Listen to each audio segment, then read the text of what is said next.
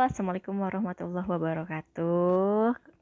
Belajar bareng lagi sama Ibu Aisyah di kelas IPS Ekonomi. Kita hari ini insya Allah akan bahas tentang pretest pelaku kegiatan ekonomi. Ya gitu ya. Insya Allah kalian simak dengan baik. Semoga Allah mudahkan. Sehingga kita perlu untuk doa dulu ya Naya. Kita doa belajar. Ya, bismillahirrahmanirrahim. Rabbi zidni ilma warzuqni fahma waj'alni minas sholihin. Ya Allah, tambahkanlah aku ilmu dan pertinggilah kecerdasanku serta jadikanlah aku termasuk orang yang soleh. Amin amin ya rabbal alamin.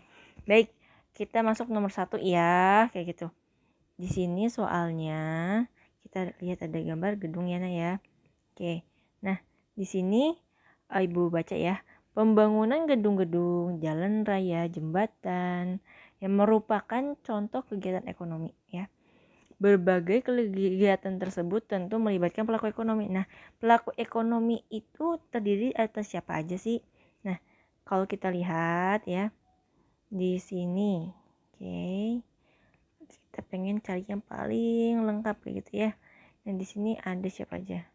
Ada rumah tangga ya. Ada rumah tangga, betul.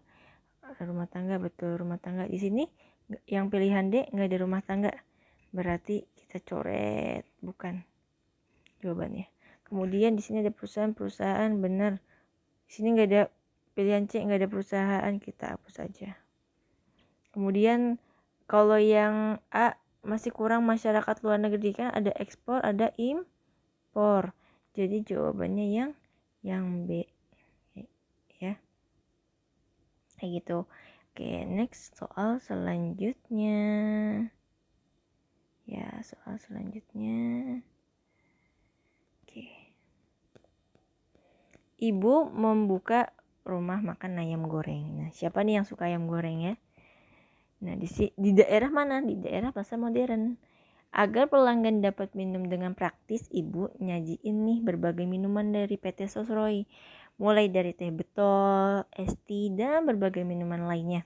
Tindakan ibu dalam menyajikan aneka minuman dari PT Sosroy merupakan pelaku ekonomi. Nah, di sini kita make sure dulu ibu itu sebagai rumah tangga apa perusahaan sih? Nah, ya ibu akan coret-coret sedikit nih. Ibu itu kan merupakan keluarga.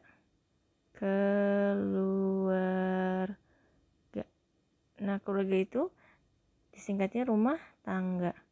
Berarti jawaban untuk pilihan yang C sama D itu salah. Oke. Kemudian coba kita lihat ini rumah tangga sebagai produsen, rumah tangga sebagai distributor. Nah, ingat-ingat lagi kalau memang rumah tangga pun ini terbagi 3. Ada sebagai produsen, ada sebagai distributor, ada juga sebagai konsumen. Ya. Nah, kalau sebagai produsen berarti ibunya itu menghasilkan suatu barang atau jasa. Nih, misalnya di sini contohnya langsung ada nih ya. Yaitu ibu sebagai penjual ayam goreng. Nah, kalau ibu ditanyanya untuk kegiatan produksi ya ibu jualan ayam goreng. Tapi kalau ibu ya menyajikan berbagai minuman PT Sosro yang tadinya berdus-dus, itu ibu beli banyak kan, ibu ecer. Nah, kata mengecer itu kan sama aja menyalurkan, mendistribusikan. Berarti kalau ditanyainnya tindakan ibu menyajikan aneka minum PT Sosroy, berarti ini kan dalam konteks distribusi ya Nah ya. Gitu. Jadi jawabannya yang B. Kalau ibu sebagai konsumen misalnya ibu beli apa ya? Misalnya ibu beli tas untuk digunakan sehari-hari, oke? Got Kita ke next question. Oke, nomor selanjutnya. Gedung perkantoran merupakan bangunan yang berguna untuk menggerakkan roda perekonomian suatu perusahaan dengan manajemen di dalamnya. Untuk menyelesaikan sebuah gedung perkantoran diperlukan modal dan tenaga kerja. Adapun tenaga kerja dapat diperoleh oleh perusahaan melalui pelaku ekonomi. Nah, di sini ya kita lihat untuk menyelesaikan sebuah gedung perkantoran diperlukan modal dan tenaga kerja ya. Nih, modal dan tenaga kerja. Nah, modal dan tenaga kerja itu dapatnya dari mana sih, kan gitu ya? Modal dan tenaga kerja. Nah, di sini modal dan tenaga kerja ya kan, kalau yang kerja di kerja sebagai pembangun itu gedung gitu ya, mohon maaf, itu misal kuli bangunan gitu ya, kuli bangunan. Nah, kuli bangunan ini statusnya tenaga kerja ya, statusnya tenaga kerja. Nah, sebagai tenaga kerja dia itu bisa nih di rumahnya, memang apakah itu dia ayah atau misalnya kalau masih mas-mas gitu ya, bisa sebagai kakak gitu ya, sebagai kakak. Nah, bisa sebagai ayah, sebagai kakak ya. Itu merupakan rumah tangga nih. Kan rumah tangga itu kan keluarga. Keluarga ya.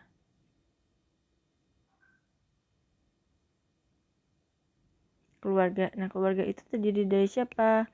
Keluarga itu terdiri dari ibu, ayah gitu ya. Ya enggak? Iya benar. Oke, jadi jawabannya yang D. Adapun misalnya rumah tangga ya kan bisa juga ngasih pinjaman modal ya gitu ya ke perusahaan. Juga pinjaman modal selain dari rumah tangga bisa juga dipinjam lewat lembaga keuangan, itu bank kayak gitu ya. Oke, jadi the answer is yang D kayak gitu ya. Oke, kita lanjut.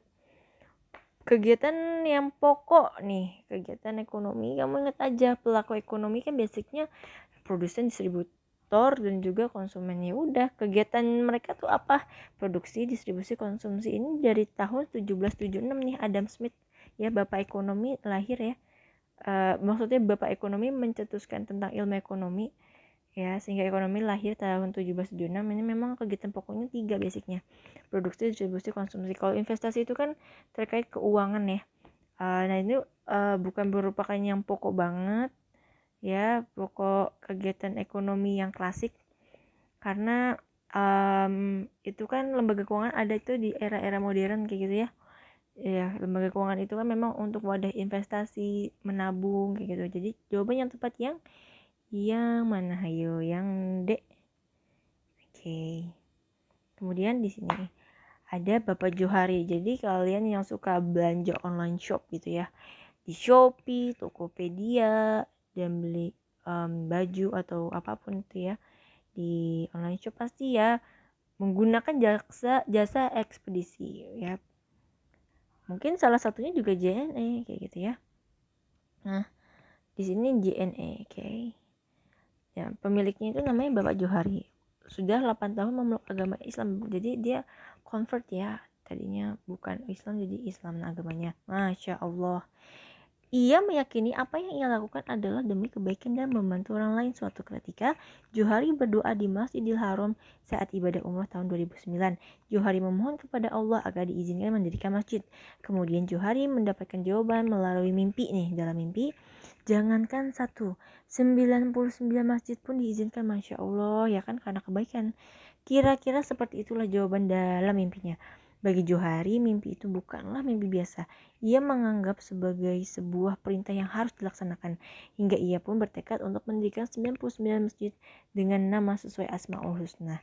Berita di atas menjelaskan bahwa Bapak Johari merupakan seorang muslim dermawan dengan mendirikan masjid-masjid sebagai bentuk rasa syukur.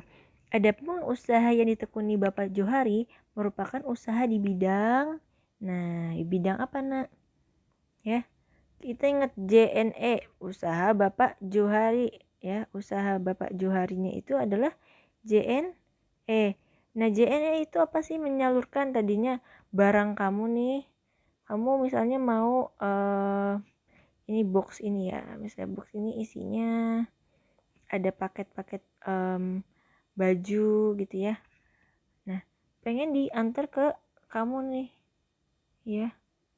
Nah, diantarnya itu pakai distribusi ya, distributor ya, penyalur ya, distributor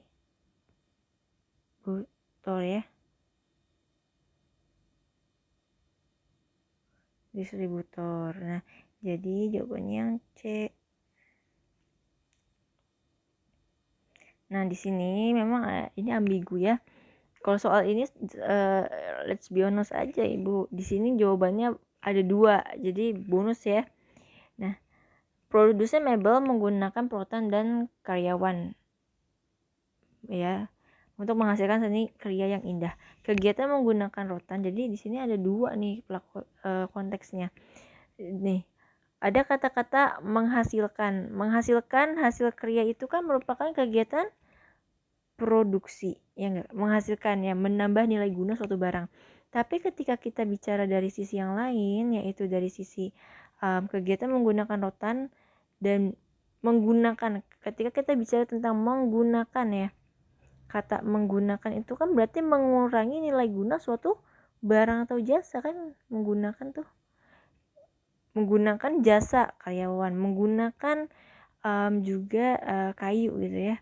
Berarti kita ketika membicarakan tentang menggunakan rotan gitu ya, terus juga mempekerjakan karyawan, berarti kita menggunakan jasa karyawan, itu kita bicara tentang konsumsi.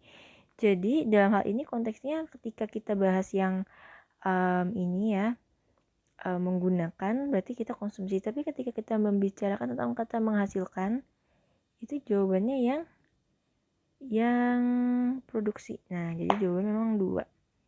Oke, silakan di screenshot, nggak apa-apa untuk belajar ya. Oke, kita selanjutnya ke soal berikutnya. Di atas merupakan contoh toko kelontong kegiatan distribusi rumah tangga berupa apa nak? Kalau kata distribute ya, distribute itu artinya menyalurkan ya. Ya udah gampang aja yang D gitu ya. Kemudian selanjutnya nih, rumah tangga atau keluarga merupakan salah satu pelaku ekonomi. Kegiatan ekonomi yang paling dominan nih. Rumah tangga itu kan ada ibu, ayah, kakak. Nah, basicnya memang mereka itu apa? Ya kan? Ini kayak digambar di sini nih, ada ibu pakai jilbab, ayah pakai peci, anak-anak pakai jilbab dan baju-baju yang menutupi aurat. Itu kan basicnya dari gambar ini kelihatan mereka memenuhi kebutuhan primer mereka nih, kebutuhan itu pakaian ya. Nah, dari gambar ini mereka terlihat sebagai apa? Sebagai konsumen yang membeli pakaian kan gitu ya. Jadi jawabannya yang C. Oke deh. Kemudian ini PT ya kan, PT Semesta Mendukung nih merupakan perusahaan yang bergerak di bidang pariwisata. PT Semesta Mendukung menyajikan itu berarti menghasilkan ya nggak sih? Menghasilkan berarti menambah nilai guna suatu barang. Jadi kalau misalnya di pantainya aja bless aja gitu yang nggak ada penginapan, ya nilai gunanya ya segitu aja. Tapi ketika disajikan penginapan, berarti orang bisa stay longer gitu, lebih lama ya kan. Jadi nilai tambah dari tempat wisata itu menjadi bertambah. Maka kegiatan ya PT Semesta Mendukung ini menyajikan penginapan yang lokasinya dekat dengan pantai sehingga customer bisa melihat sunset lebih dekat, itu merupakan kegiatan dari pelaku ekonomi apa nak? Ya kan, produksi. Jadi produksi itu nggak selalu kelihatan barangnya, tapi bisa juga lewat jasa. Dan di sini jasa penginapan ya, jasa penginapan, jasa pariwisata, yang mana pariwisatanya ini dekat dengan lokasi-lokasi wisata yang keren banget nih, yaitu pantai kan gitu ya. Oke deh. Ya kalau konsumsi nggak nyambung, karena konsumsi itu kan kegiatan menghabiskan nilai guna suatu barang ya, mengurangi nilai guna suatu barang kayak gitu ya. Adapun distribusi juga kurang pas kayak gitu, karena distribusi itu kan menyalurkan ya kan gitu ya. Nah, kalau di sini perhatikan syarat-syarat pendirian usaha perseorangan. Menyiapkan fotokopi KTP, situs, surat izin tempat usaha, NPWP, nomor pokok wajib pajak, menyiapkan pinjaman utang untuk modal, mengisi formulir. Nah, yang benar tuh untuk pendirian perusahaan perseorangan tuh yang mana? Ingat aja yang fotokopi itu insya Allah benar ya. Kemudian isi formulir yang sifatnya administrasi. Kalau minjem utang itu kan gak melulu ya mesti harus minjem utang, modal bisa aja dari tabungan kita ya kan. Jadi nggak harus juga ngutang, walaupun memang secara general ya. Kadang tuh orang modal banyak itu ya memang dapat dari sumber hutang ya. Tapi ya kalau kita bisa mandiri dari tabungan ya why not gitu kan ya. Oke, jadi jawabannya yang 1, 2, 3, 5. Oke, yang B. Yang B.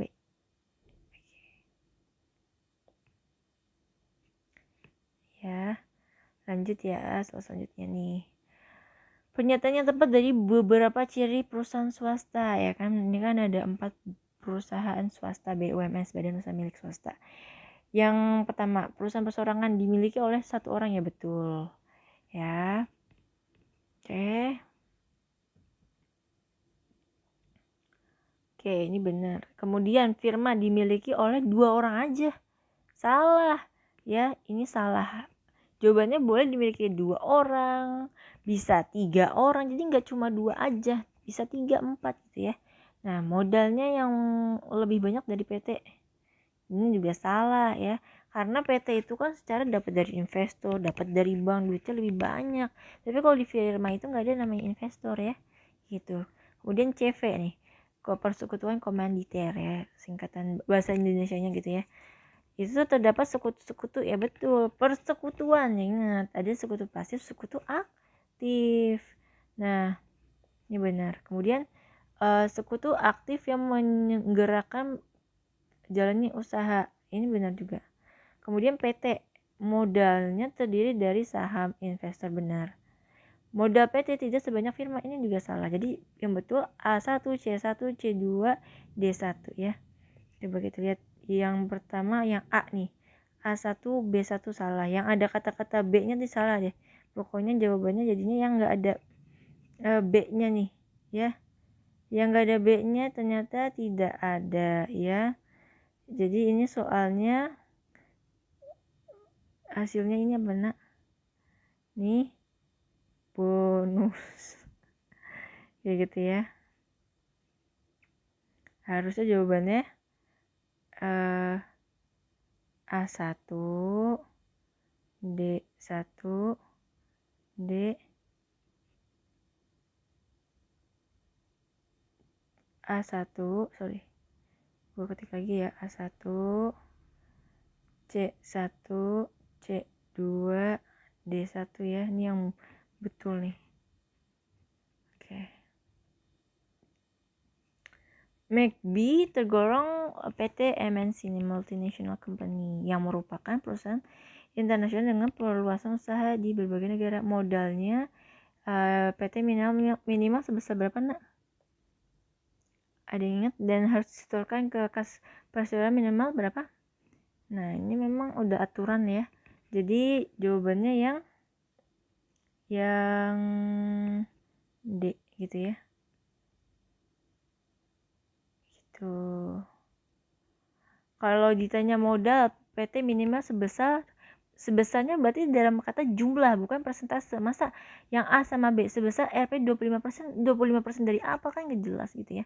Kemudian kalau yang C 50 juta dan setoran kas minimal 50%. Waduh, itu angkanya terlalu besar gitu ya kalau 50%. Jadi jawabannya yang D. Kemudian terdapat jenis usaha yang tidak semata-mata mencari keuntungan. Nah, berarti untuk kesejahteraan nih, yang asasnya kekeluargaan, gotong royong. Ingat gak waktu itu ibu ceritain tuh yang usaha simpan pinjam jasa ya kan, yang asetnya sampai triliunan, hartanya sampai triliunan. Itu apa nak? Koperasi gitu ya. Jadi jawabannya yang B gitu deh. Kalau rumah tangga itu kan bukan usaha. Perusahaan lebih ke maximizing profit ya. Memaksimumkan profit. Kalau negara kan dia tuh kegiatannya ada yang memang mencari untung juga, ada yang untuk memang publik ya.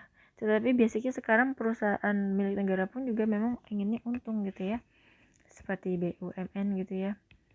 BUMN bentuknya bentuk PT gitu, kayak PT KAI itu sudah juga orientasinya ke arah keuntungan kayak gitu ya, supaya juga memang bisa memberikan keuntungan juga bagi investor, yaitu keuntungan bagi investor disebutnya dividen. Oke, kemudian lanjut nih. Gerakan koperasi yang beragam diperkenalkan oleh 28 kaum buruh yang ada di kota Rochdale pada abad ke-19, berarti tahun 1800-an. Koperasi yang beranggotakan seorang minimal 20 orang disebut koperasi primer gitu ya. Kalau koperasi sekunder lebih dari 20 orang, dan nanti ada pembagiannya lagi ya. Koperasi sekunder itu nanti ketika kalian SMA nanti lebih dalam lagi nih belajar tentang koperasi. Oke, kemudian itu nomor selanjutnya, negara atau pemerintah merupakan salah satu pelaku ekonomi. Tidak hanya menjalankan kegiatan ekonomi, yaitu konsumsi, produksi, distribusi, juga negara itu ngatur perekonomian, regulator. Di bawah ini yang merupakan pengaturan dalam perekonomian adalah mengesahkan UU ITE itu terkait tentang juga isu-isu komunikasi elektronik gitu ya. Ini kan tentang etika bermedia sosial nih UU ITE ini ya. Kemudian menaikkan pajak saat pandemi COVID-19. Waduh, orang uangnya dikit terus ditarik pajak, yang ada uangnya makin dikit kan gitu. Jadi enggak, berarti ini enggak benar nih. Kemudian yang C, saat pertumbuhan ekonomi turun, negara melindungi. Nah, ini benar. Ya kayak negara tuh kasih bantuan sosial kan gitu ya. Ini benar nih jawabannya yang C. Yang D, membangun gedung kejaksaannya. Kan gedung kejaksaan itu yang kalau nggak salah tuh yang baru kebakaran gitu ya. Itu bukan terkait pengatur perekonomian ya, nah itu terkait peraturan juga hukum ya, dari sektor hukum ya, kejaksaan kan gitu ya. Lanjut, wah ternyata sudah selesai. Walhamdulillahirobbilalamin. Wish you luck guys for the next week exam gitu ya. Wish you all the best dan kamu masih semangat belajarnya. Terima kasih. Wassalamualaikum warahmatullahi wabarakatuh.